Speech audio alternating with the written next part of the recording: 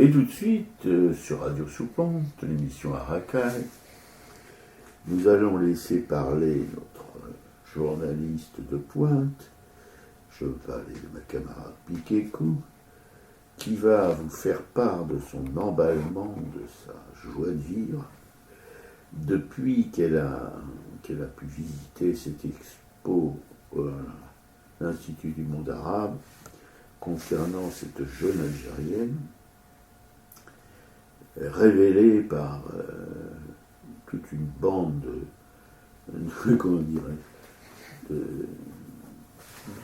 d'amateurs d'art, d'artistes, etc., de Bretons en passant par du Buffet, en passant par ceci, en passant par cela. Une jeune artiste algérienne absolument extraordinaire qui a mis ma camarade complètement en transe.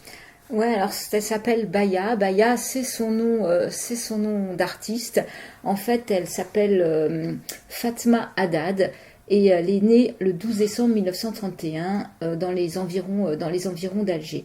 Alors, elle a une enfance difficile. Elle va perdre son père en 1937. Elle a donc 6 ans et elle va perdre sa mère quelques années plus tard. Donc, entre-temps, sa mère s'était remariée à un commerçant de Kabylie, mais sa mère va mourir assez rapidement. Donc, Baya vit à Tizi Ouzou et elle est orpheline et elle va travailler donc dans les champs et elle est bergère. Quand sa mère meurt, donc Fatma va adopter le nom de sa mère qui s'appelle donc Baya et elle signera donc ainsi ses œuvres plus tard. Donc elle est orpheline doublement, elle n'est pas scolarisée et elle va continuer de vivre pendant les 2 années suivantes dans la famille de son beau-père. Ensuite, elle sera recueillie donc, quand elle a une dizaine d'années par sa grand-mère, qui est ouvrière agricole dans les fermes et des colons. Et là, elle travaillera assez durement. Elle travaillera le matin et l'après-midi, elle va consacrer un petit peu de temps justement à faire un petit peu elle va travailler le sable. C'est là qu'elle va un peu bricoler artistiquement. Et ce qui va un peu révéler Baya, c'est que dans cette famille, en fait, elle va rencontrer Marguerite Camina, en fait, qui est peintre et qui est sœur de la propriétaire. Et Marguerite Camina avait quitté Toulon en 1940 pour s'établir à Alger avec son mari. Ils avaient fui en fait la guerre en France. Donc Baya va se retrouver plongée en immersion dans un milieu artistique.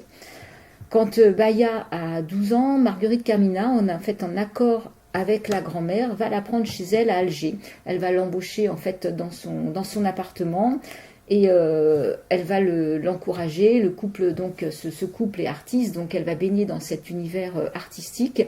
Et après, quand c'est son travail de ménage et de course, en fait, elle aura un petit peu de temps. Donc elle va modeler des personnages, elle va faire des animaux en argile, elle va réaliser des gouaches. Et quand Marguerite Camina va faire constater en fait les traces de mauvais traitements qu'elle reçoit de la part de son oncle quand elle va retourner chez sa grand-mère, en fait, elle va l'adopter. Donc Baya donc va continuer ainsi et en 1947, il y a une rencontre avec un sculpteur qui va découvrir le travail de Baya, qui a fait des petites gouaches, des sculptures, et en fait qui va montrer ce travail à Aimé Mect. Alors je ne sais pas si on dit Mect ou Mect pour la galerie Mect. Voilà. Et donc qui était à ce moment de passage à Alger.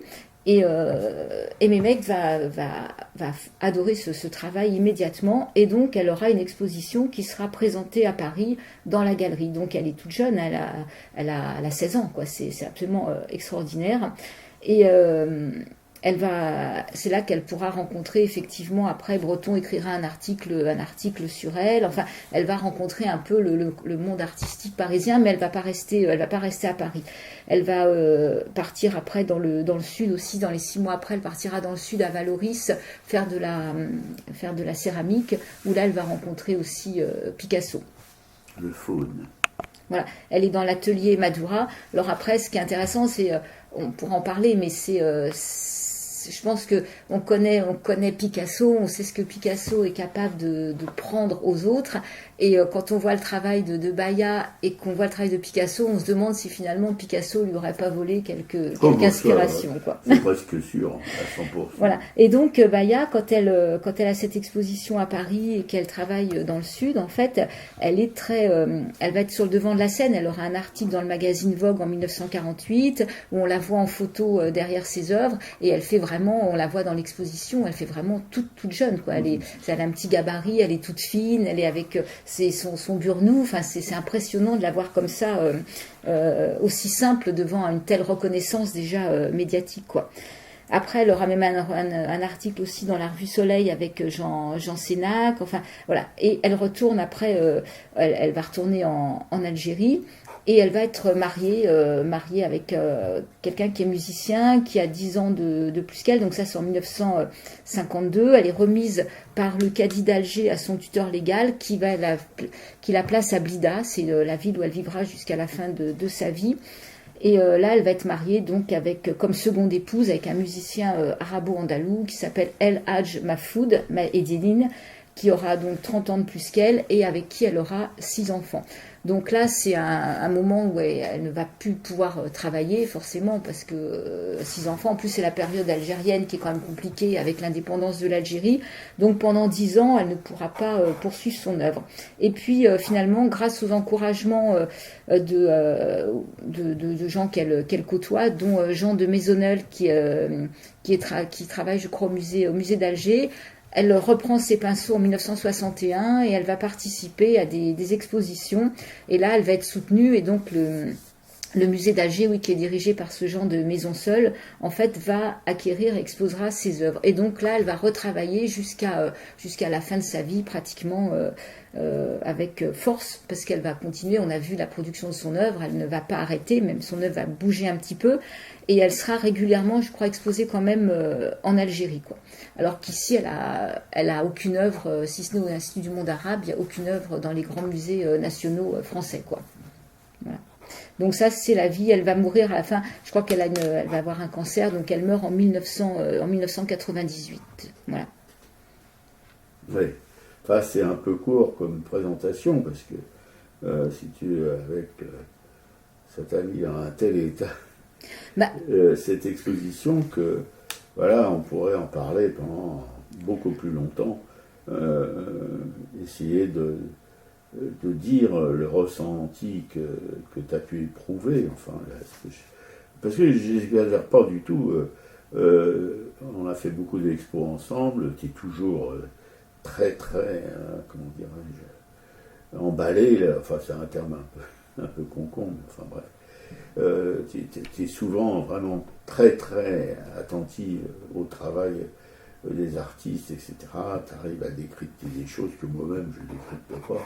Tu as une sensibilité complètement dingo, voilà, parfois, c'est qui m'étonne toujours. Et là c'était, enfin, je t'ai jamais vu dans un tel état voilà, après ton parcours, même pas après, parce que ça a commencé tout de suite aux premières œuvres que tu as regardées. Parce qu'après, je pense qu'on va en parler. Là, c'est vraiment une présentation de sa vie. Voilà. Et en fait, effectivement, sa vie, on peut pas en parler plus que ça, parce que finalement, oui, elle est assez simple. En fait, c'est une orpheline qui finalement, dans un départ de vie qui pourrait être catastrophique, finalement, a eu ce que la vie t'offre parfois, une lumière, une chance, et que ça a révélé un talent qu'elle avait. Elle dit que c'est un don, le fait qu'elle soit artiste, quoi, et qu'elle est tombée, que cette femme a découvert, en la voyant bricoler dans le sable ou en travaillant un peu l'argile comme ça dans la ferme, elle a vu qu'il y avait quelque chose. Donc elle l'a scolarisée, parce qu'au départ elle parlait pas, elle savait ni lire ni écrire, quoi. Et donc elle a rencontré cette femme et sa vie en a été bouleversée. Ça, c'est la magie de la vie, en fait, des fois que... C'est ce que je pensais à propos de Chessac. S'il n'avait pas rencontré Freundlich et sa femme, on n'en aurait jamais entendu parler. C'est la même chose, c'est grâce à cette rencontre, c'est cette rencontre qui l'a révélé, quoi, voilà. Ouais. Moi, ça m'a fait penser après, même au niveau de l'œuvre, mais par exemple, Séraphine, effectivement, Séraphine qui est bonne dans une maison et qui bricole et qui dessine, qui peint, qui fait 4 pommes sur un mini tableau, et cet Allemand collectionneur d'art, Oudel, là, qui voit ces 3 pommes et qui voit que là, il y a un génie, il y a une artiste derrière, quoi. C'est bien que cet Allemand, ce collectionneur, il a quand même révélé Picasso et compagnie, quoi. C'est pas n'importe Voilà. qui, n'importe Donc quoi. il y a un œil, et je trouve que la vie, quand elle apporte ça, c'est magnifique, quoi. Donc effectivement, là il y a toute cette vie de cette femme en plus qui m'a touchée. Et puis après, on va parler. Après, il y a toute son œuvre alors là, qui sublime tout ça, quoi.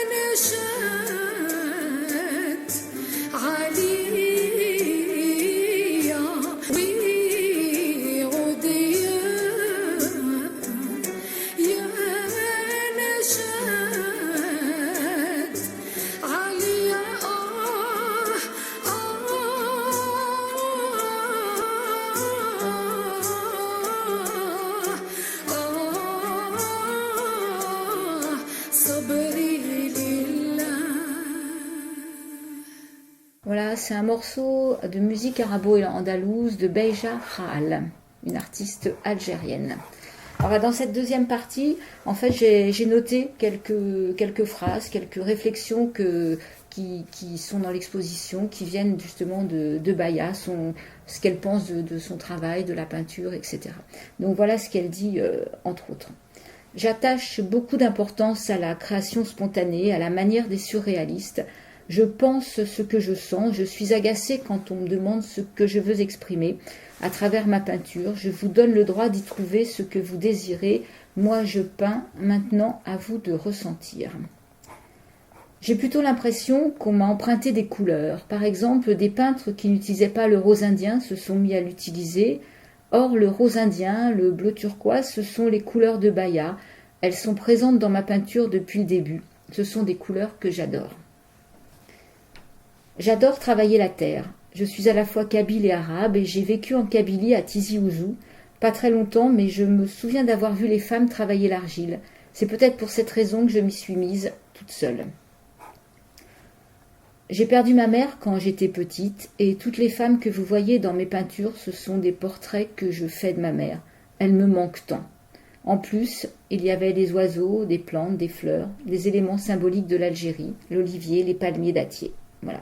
Donc ce qu'elle dit, entre autres, plus le fait qu'elle pense que c'est un don qu'elle a reçu de pouvoir être artiste, quoi. Oui, moi je note au début de tes citations, là, et je suis tout à fait avec elle dans ces expressions sur la peinture, dire que sa peinture, c'est aux gens d'en parler, d'en penser, de dire qu'ils sont touchés, voilà, mais qu'elle n'a rien à leur dire sur sa peinture. Elle peint, et les autres, bon, ils en font ce qu'ils veulent, mais elle n'a pas à raconter des choses sur ce qu'elle peint. Et ça, je suis 100% avec elle. Elle prépare pas, elle pense pas sa peinture, elle l'a fait, voilà. Ah ouais, complètement. Et en fait, donc elle a une culture qui est complètement orale, puisque jusqu'à l'âge de 12 ans, en fait, elle n'a eu aucun contact avec les Européens. Elle est complètement baignée et elle était à l'écoute de tous les contes aussi qui étaient racontés dans son village, que les vieux et les vieilles racontaient. Et donc, elle était d'un milieu très pauvre, hein, de l'Algérie profonde, donc à la fois de Kabylie et des environs d'Alger. Et en fait, dans certains villages de Kabylie, chaque année, les femmes repeignent entièrement leur maison, à l'intérieur et à l'extérieur. Et en fait, il y a une transmission comme ça de génération en génération, de couleurs, de formes, de sens, de symboles, de musique, de cérémonies, de chants. Et Baya, en fait, s'est imprégnée de tout ça. C'est-à-dire qu'effectivement, cette culture est passée à travers les femmes qu'elle a rencontrées dans ses fermes, sans en avoir vraiment conscience, quoi. Ça l'a imprégnée complètement, quoi. Et après, donc quand elle a rencontré sa mère adoptive, en fait, elle lui a transmis, elle lui racontait aussi tous ses récits, tous ses contes, et donc sa mère adoptive les a transcrits et après elle les a un peu illustrés aussi. Et donc c'est ça qui est important et c'est ça qu'on va sentir dans son travail, c'est aussi toute cette culture, tout ce monde en fait qu'elle va complètement sublimer, je trouve, par ses couleurs et ses formes, quoi. Et puis cette mère, après on va voir, qui est quand même omniprésente dans ses toiles, quoi. Non, parce que c'est vraiment un chatoiement de couleurs, mais aussi de formes, parce que elle fait des animaux complètement fantastiques, particulièrement des oiseaux, mais tout ce qui entoure, tout ce qui galope dans la nature, ou tout ce qui pousse dans la nature, ça devient une espèce de fantasmagorie. Voilà, ça pourrait faire un film de Disney, quoi. Ouais, et puis elle a vraiment, elle a un trait vraiment personnel sur ces femmes qui ont un œil un peu allongé. Elles n'ont pas de bouche, elles n'ont pas de nez, elles ont juste des yeux. Avec des arabesques partout. Il y a une énergie, il y a une forme, il y a des formes incroyables dans tout ce qu'elle représente. Et moi, ça m'a fait penser vraiment à Séraphine sur certaines de ses toiles où il y a comme des yeux, des plumes, il y a des formes. Et comme quand Séraphine fait ses arbres de vie qui partent en diagonale sur la toile, où là on est porté par cette énergie, là j'ai vraiment senti ça sur une grande partie de son travail, quoi. Ouais, ce qui expliquait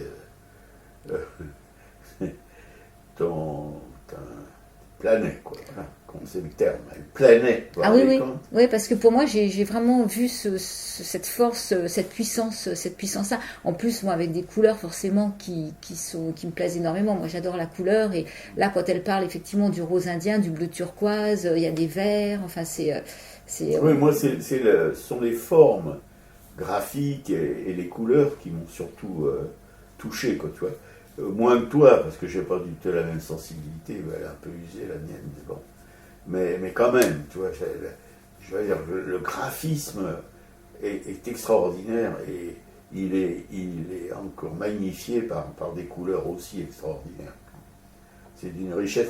C'est vraiment la tapisserie persane presque. Voilà, c'est quelque chose de. Ça pourrait faire des tapisseries magnifiques. Enfin, si un tapissier s'y collait, ça serait quelque chose de. Et on n'a pas vu de tapisserie. Non, il n'y a pas de tapisserie.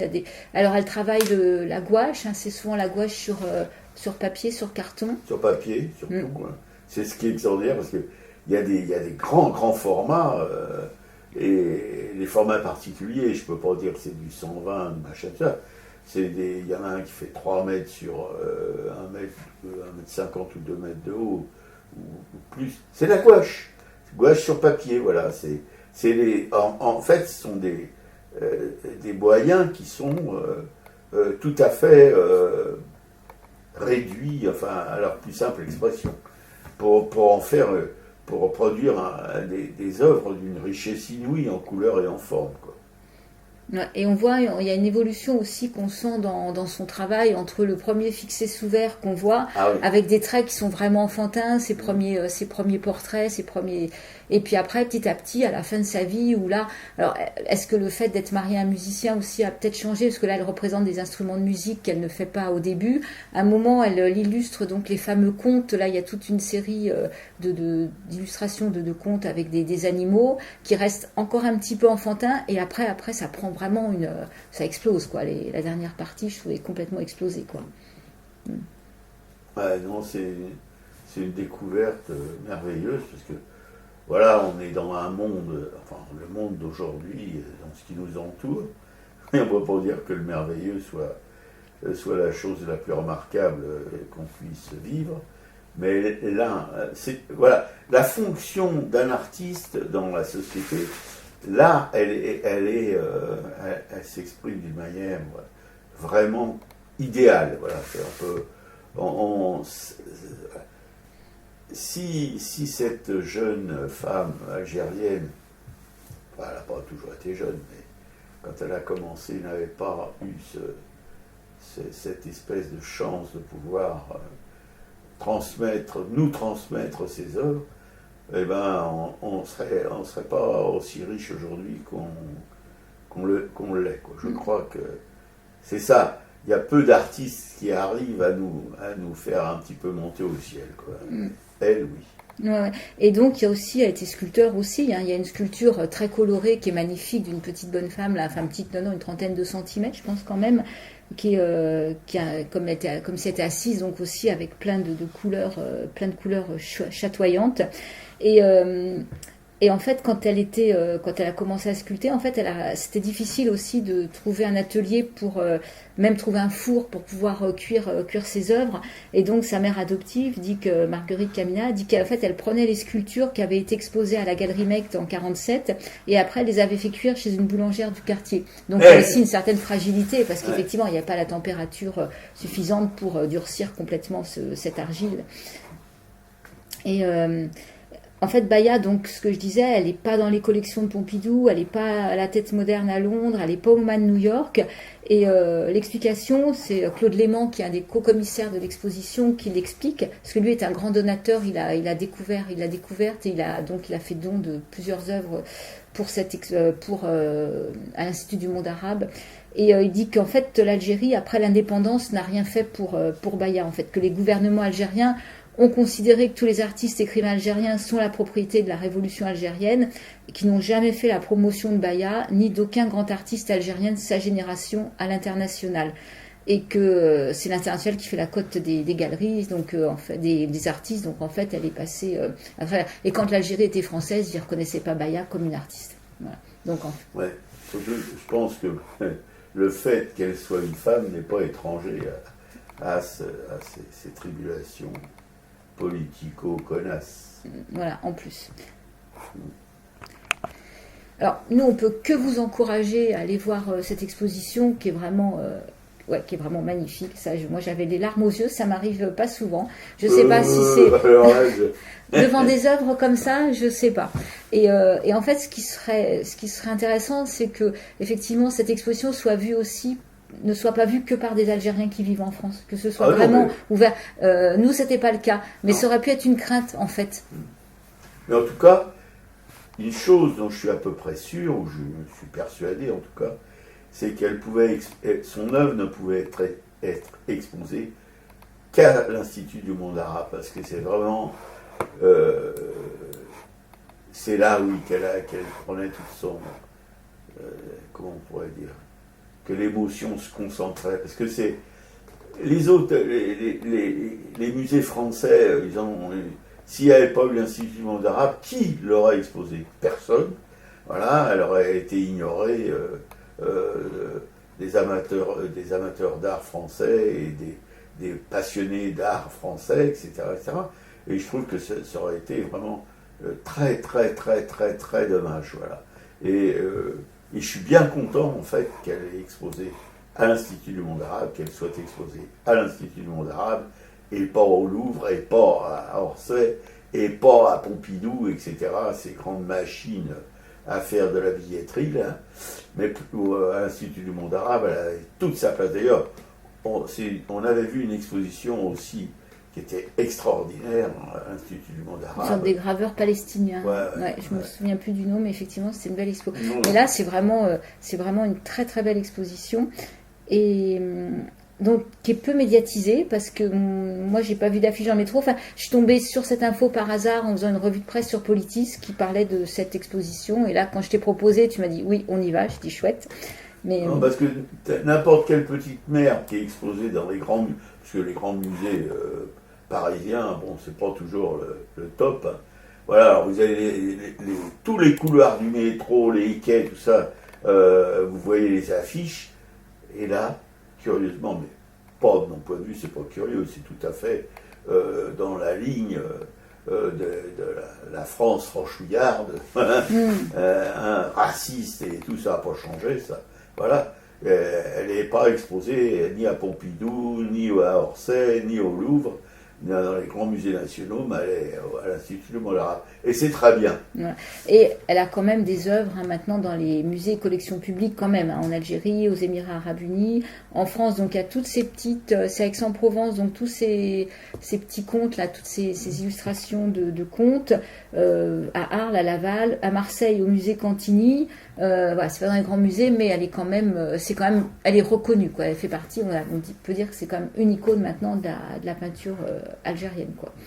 Voilà. Moi, je dirais de la peinture tout court. Alors après, on peut, pareil, si on veut qualifier son œuvre, c'est compliqué parce qu'il y en a qui vont dire qu'elle a une œuvre naïve, une œuvre singulière, enfin, et je sais pas s'il faut passer par tout ça, en fait. Non, je crois pas. Non, ils nous gavent avec leur truc, l'art brut, l'art machin, l'art du con, la joie. C'est de l'art, voilà. À partir du moment où on a des émotions, où on est, si vous voulez, complètement dépaysé, jeté dehors par une œuvre, bah voilà, c'est de l'art, point. On va pas, moi j'ai horreur des catégories, des machins, des trucs, alors je ne vais pas m'y coller avec les artistes qui sont un peu différents dans leur style, dans leurs approches de l'image, quoi. Voilà, elle fait des images qui sont belles, avec des couleurs merveilleuses, des graphismes, voilà, sidérants. Bah, et ben alors, c'est de l'art, c'est tant mieux. Mais c'est pas de l'art ceci, de l'art cela.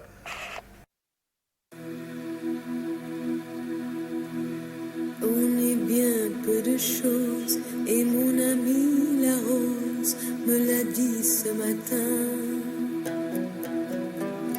À l'aurore je suis née, baptisée de rosée, je me suis épanouie, heureuse et amoureuse, au rayon du soleil, me suis fermée la nuit, me suis réveillée vieille. Pourtant j'étais très belle, oui, j'étais la plus belle des fleurs de ton jardin.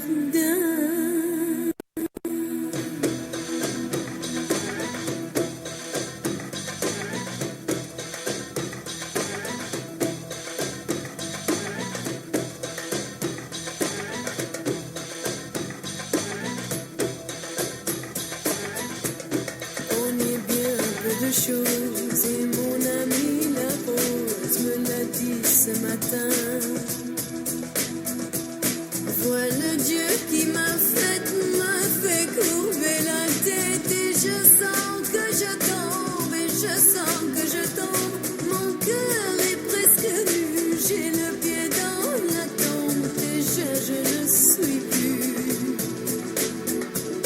Tu m'admirais que hier et je serai poussière pour toujours demain. On est bien peu de choses et mon amie la rose est morte ce matin.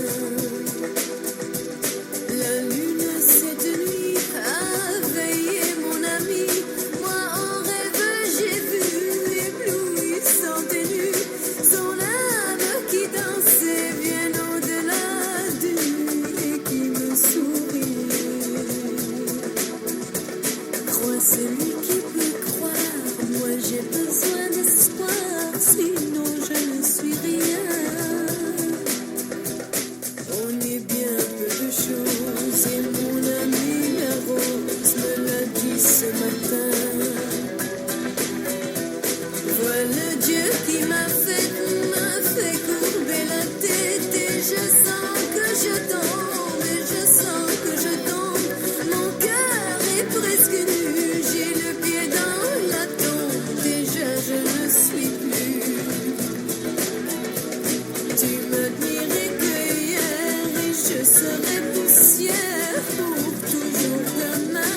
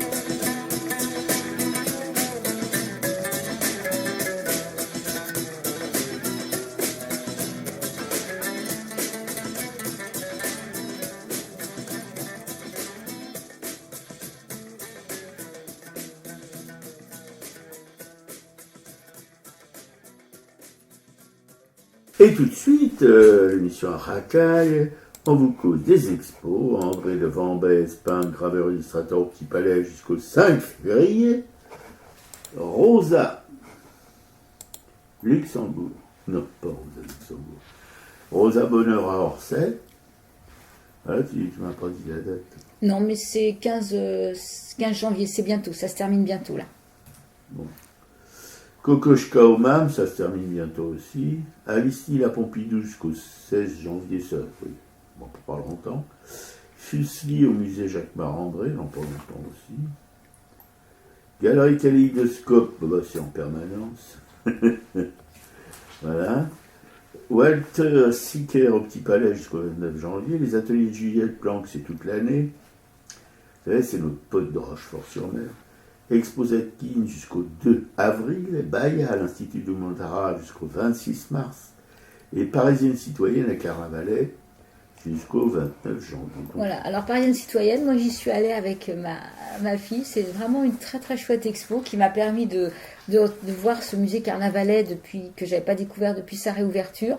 Ça donne envie d'aller faire les collections permanentes parce que ça a l'air très très bien fait, c'est très aéré. La première salle pour accéder à l'exposition est une salle avec toutes les enseignes parisiennes. Rien que ça donne envie d'en découvrir plus.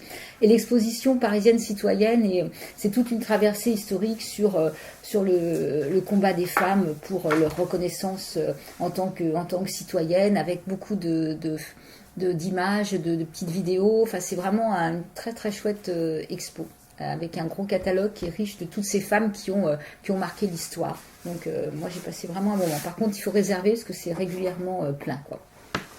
D'accord. Et une exposition au Palais de la Porte Dorée qui s'appelle Paris et nulle part ailleurs, qui sera peut-être notre prochaine émission. 24 artistes étrangers à Paris entre 1945 et 1972.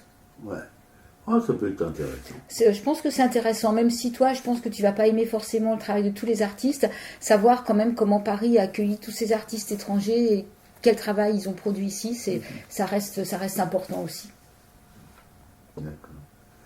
Alors toi, tu as vu Jeu d'influence, un film sur Arte. Alors c'est une série sur Arte en deux saisons de 6 épisodes et j'avoue que j'ai été complètement captivée. En fait c'est tout ce que j'aime, c'est comment les lobbies, les lobbies de l'agrochimie influent au sein des politiques, quels sont leurs moyens d'action, quels sont les mensonges, comment on truque les enquêtes, les analyses sur les produits chimiques, sur les molécules, sur tous ces pesticides, comment une journaliste va essayer de travailler là-dedans. Enfin voilà, c'est bien fait et ça me paraît être quasiment la réalité de ce qui doit se passer dans les couloirs de l'Assemblée ou Oui, bien sûr. voilà, des politiques, Sénat, avec tous les moyens que ces industries ont à leur disposition, donc qui leur permettent d'acheter qui ils veulent pour faire tout ce qu'ils veulent. Comment, quand on est dissident, c'est très compliqué parce qu'en fait, il faut avoir le courage de parler, que c'est pas toujours facile. Et là, j'ai attaqué la deuxième saison qui est sur des produits toxiques avec tout le problème des coopératives agricoles. Ouais, c'est pas triste. Non, c'est pas triste.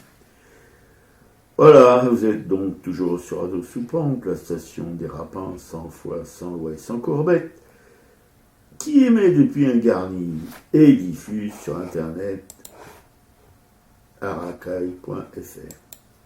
Et salut à nos potos, à nos amaches, au féminin et au masculin, Claude et André de la Nation, Claude et William, nos potos de Brest. On a fait les photos. Ouais. Les coups, à vous les envoyer, oui, vous verrez que c'est pas triste. Bon, les papiers qui se décollent et tout, quoi. Enfin, bon. Jean-Paul Souvraz, notre peintre chéri de Coup de Kerkbranche, dans la banlieue de Dunkerque, un grand peintre. Claudine, la camarade à ma camarade Piquet-Coup, qui est une amatrice d'art. Moi, j'aime pas amatrice. Amateur avec un E. Voilà, qui a une collection, une bibliothèque artistique qui paraît-il assez fabuleuse. Corinne, une tapissière de génie, dont on adore le travail. Joël, Anne-Emmanuel et Frédéric. Alors, Anne-Emmanuel et Frédéric, c'est deux artistes tounais. Et Joël, c'est un vagabond. Voilà. Qui a des étoiles dans la tête et qui passe la plupart de son temps au Caire. Il faut quand même le faire. Comme lieu de villégiature, il y a peut-être plus tranquille. Juliette Planck, une graveuse en relévation à Rochefort-sur-Mer, et qui, en plus de son boulot de graveuse, pas un petit boulot à 2 balles, hein, je veux dire, c'est du sérieux, anime parfois des émissions sur Radio Bigaille. Marie-Christine Béguet, alors là, en ce moment, elle est en Islande. Ah Qu'est-ce ouais. qu'elle fout là-bas? Sacrée Marie, elle est incroyable. Ouais. Un mois de résidence en Islande, ça c'est génial. On peut pas trouver plus chaud. Hein. J'adore. Ouais, et qui est, vous savez, maintenant, et Sévenol, alors qu'elle était gardoise précédemment. Clément, Van Gogh de la taille de la gravure En taille d'épargne. qui grave sur tout ce qui bouge. Là, c'est la fin de l'émission. Je commençais à être un peu fatigoche.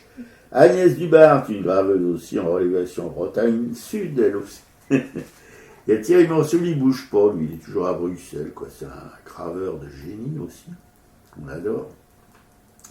Alice Amoroso, qui prétend à la plus jeune graveuse du monde, dont on adore le travail aussi, et la personnalité, comme Raoul Viloula, voilà, qui a été décoré d'une espèce... C'est pas de la Légion d'honneur, non. Là, il n'accepterait pas, je pense. Mais il a gagné un grand prix de gravure. Voilà. Jacqueline, Nicole et Liliane, des femmes d'artistes, voilà. Oui, veuves. Non, c'est Colette, Jacqueline et Nicole, 3 femmes d'artistes, Liliane et Laurence.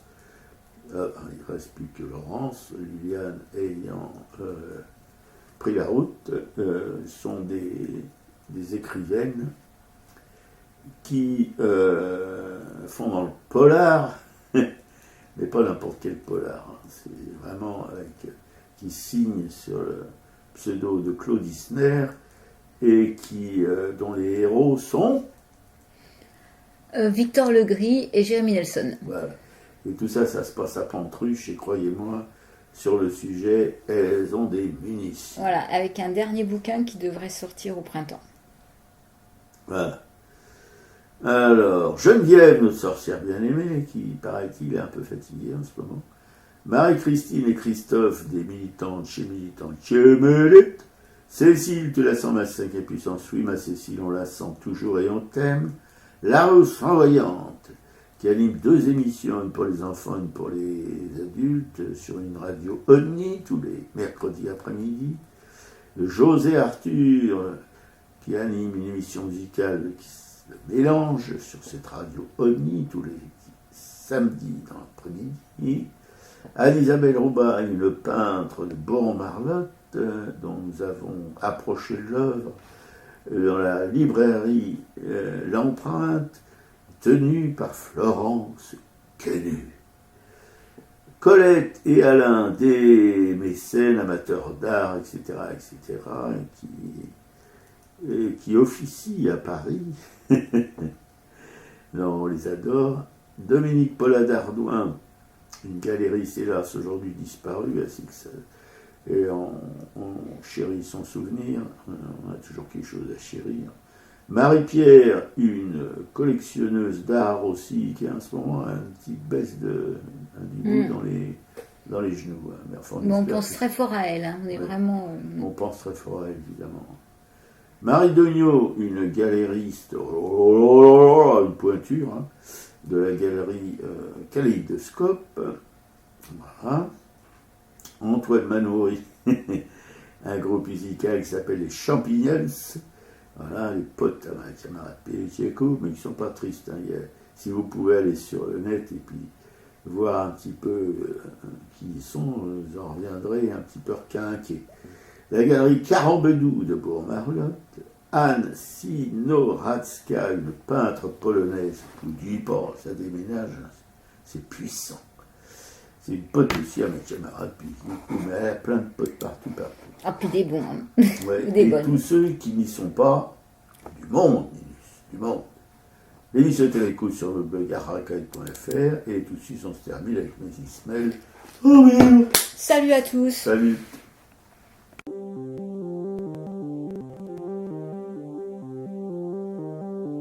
Malgré l'écran anxieux du néant, c'est pour mieux nous manger enfants et les silences et les boucans, faut vivre. Et bien qu'aveugle sur fond de nuit, entre les gouffres infinis, des milliards d'étoiles qui rient, faut vivre. Malgré qu'on soit pas toujours beau et que l'on ait plus ses 16 ans et sur l'espoir, un chèque en blanc, faut vivre. Malgré le cœur qui perd le nord, au vent d'amour qui souffle encore et qui parfois encore nous grise, faut vivre. Malgré qu'on n'ait pas de génie, n'est pas Rimbaud qui veut Pardi et qu'on se cherche un alibi.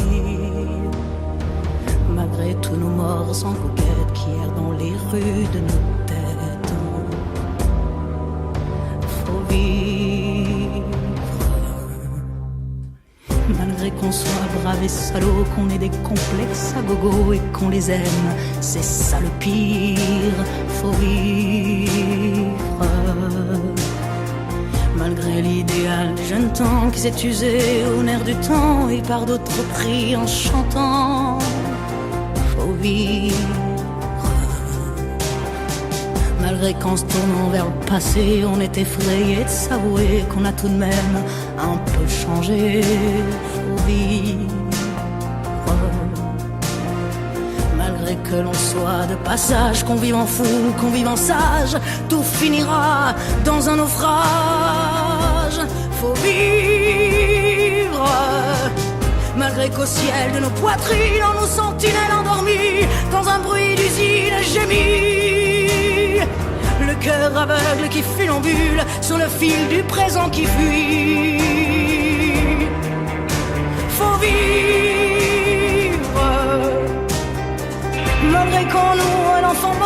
principe parfois remue encore comme un vieux rêve qui agonise. Faut vivre malgré qu'on soit dans l'engrenage des notaires et des héritages où le cœur s'écœure et s'enlise. Faut vivre malgré qu'on fasse de l'humour noir sur l'amour qui nous en fera voir jusqu'à ce qu'ils nous disent au revoir. Faut vivre malgré qu'à tous les horizons comme un point d'interrogation la mort nous regarde d'un œil ivre.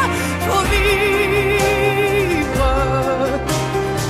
malgré tous nos serments d'amour, tous nos mensonges jour après jour, mais bien que l'on n'ait qu'une vie, il est seul pour l'éternité malgré qu'on la sache rater. Faut vivre,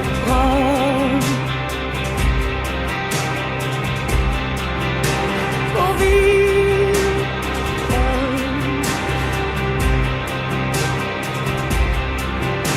faut vivre, faut vivre.